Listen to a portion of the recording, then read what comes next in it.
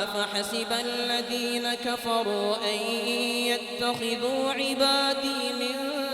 دوني أولياء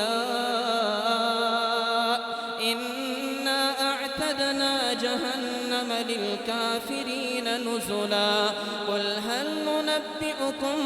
بالأخسرين أعمالا الذين ضل سعيهم في الحياة الدنيا وهم يحسبون أنهم يحسنون صنعا أولئك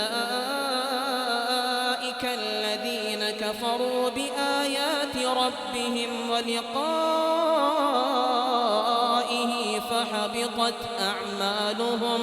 فحبطت أعمالهم فلا نقيم لهم يوم القيامة وزنا ذلك جزاؤهم جهنم بما كفروا واتخذوا آياتي ورسلي هزوا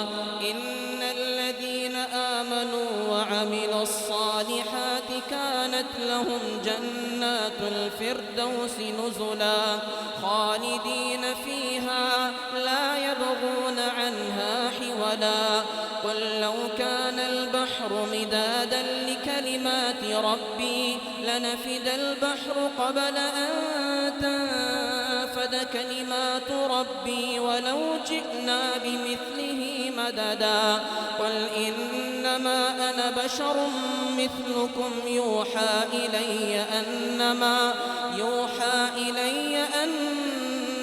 إلهكم إله واحد فمن كان يرجو لقاء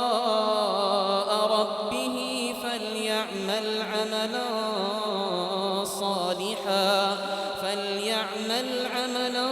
صالحا